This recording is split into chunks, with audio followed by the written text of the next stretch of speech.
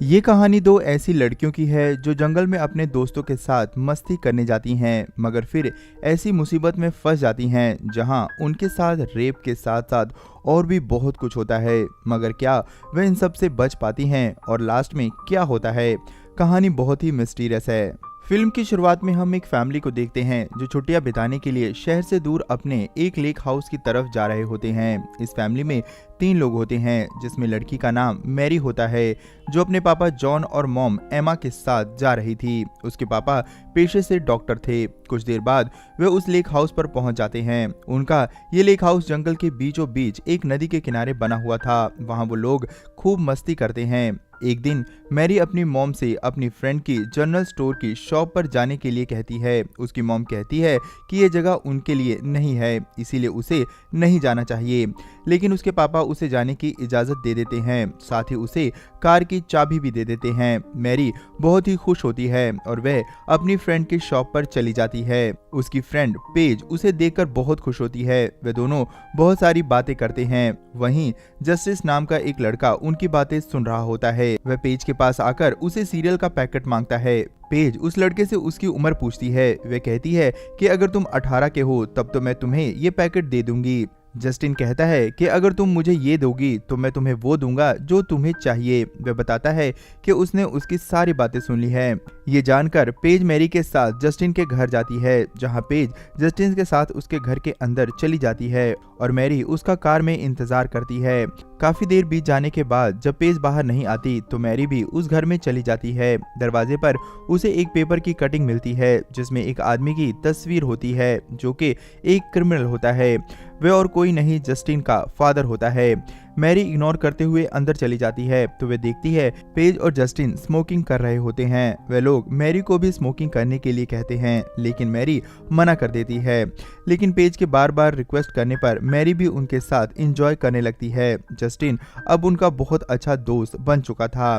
तीनों खूब एंजॉय कर रहे होते हैं। तभी दरवाजा खुलता है और 3 लोग घर के अंदर आ जाते हैं, जिसमें एक जस्टिन का फादर क्रैग था और एक उसका अंकल फ्रैग था। उनके साथ सैंडी नाम की एक लड़की भी होती है। क्रैग जस्टिन को मैरी और पेज के साथ देखकर बहुत गुस्सा होता है। वह जस्टिन को एक जोरदार घूंसा मारता है और कहता है कि मेरे पीछे पुलिस पड़ी हुई है और तुम इन लड़कियों के साथ यहाँ मजे कर रहे हो।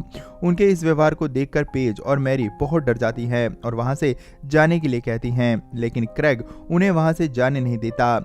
मैरी कहती है कि भरोसा रखो, हम तुम्हारे बारे में किसी को कुछ नहीं बताएंगे। वे लोग उनकी बात नहीं मानते। ये देखकर पेज बहुत डर जाती है और बाथरूम में जाकर पुलिस को फोन करने लगती है।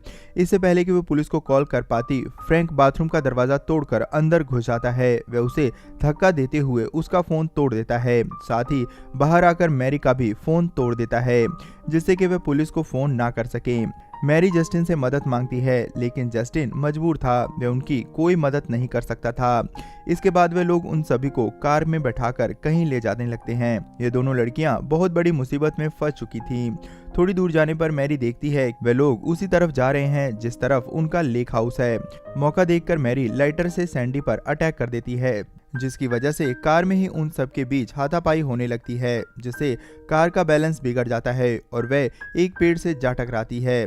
इस वजह से उन सबको बहुत ज़्यादा चोट आती है। खासकर फ्रैग की नाक टूट जाती है, जिसकी वजह से उसे बहुत ज़्यादा गुस्सा आ जाता है और वह पेज और मैरी को पीटने लगता है।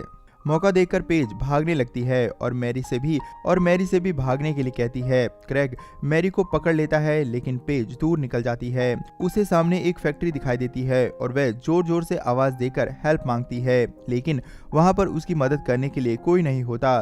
तभी उसका पीछा कर रहे सैंडी और फ्रैग वहां आ जाते हैं। वे दोनों पेज को पकड़कर क्रैग के पास ले जाते हैं। क्रैग पेज से परेशान हो चुका था, इसीलिए वह उसे उसी वक्त मार देता है। इसके बाद वह जस्टिन को मैरी के साथ रेप करने के लिए कहता है, लेकिन जस्टिन ऐसा नहीं करता क्योंकि वह एक अच्छा लड़का होता है। इसके बाद क्रैग गुस्से में आकर खुद ही मैरी के साथ रेप करता है, जिसके कारण मैरी बहुत ज्यादा दुखी हो जाती है और उसे दर्द भी काफी होता है। तभी मौका देखकर मैरी एक पत्थर से क्रैग पर वार करके वहां से भागती है। वे तीनों मैरी का पीछा करते हैं। मैरी नदी में छलांग लगाकर दूसरी तरफ जाने की कोशिश करती है। वे लोग उस पर गोली चलाने लगते हैं। मैरी उनकी गोलियों से बचते हुए दूसरे किनारे तक तो पहुंच जाती है, मगर उसे एक गोली लग जाती है और वह डूबने लग जाती है। उसे मरा हुआ समझकर वे लोग लौट जाते हैं, मगर वे सब भी घायल हो चुके थे। अचानक से बारिश शुरू हो जाती है। वे मदद के लिए पास के एक लेक हाउस की तरफ जाते हैं। ये लेक हाउस मैरी के फादर जॉन का ही था। हालांकि इन लोगों को ये बात पहले मालूम नहीं थी। ये लोग मैरी के फादर से हेल्प मांगते हैं। जॉन एक डॉक्टर होता है, इसीलिए वह फ्रैग की नाक को ठीक करता है। साथ ही उन्हें गेस्ट हाउस में रुकने के लिए भी कहता है, क्योंकि बारिश बहुत ज्यादा हो रही थी।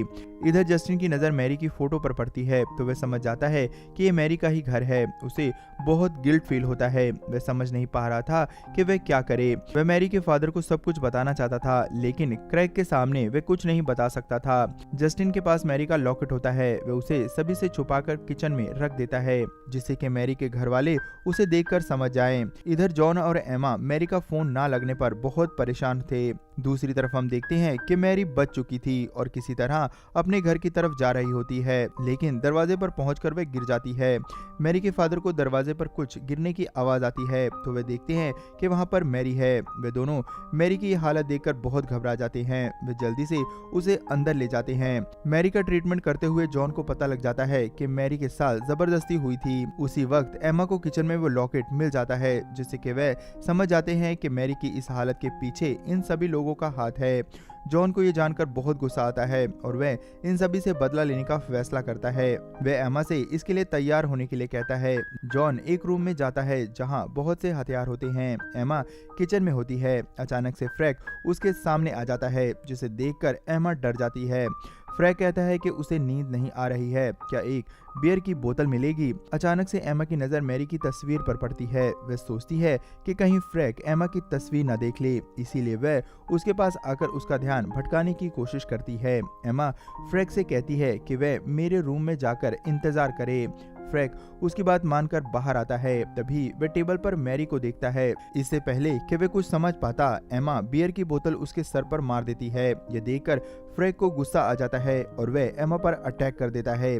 उसी वक्त जॉन आ जाता है और फ्रैग को देखकर उसका खून खौल उठता है।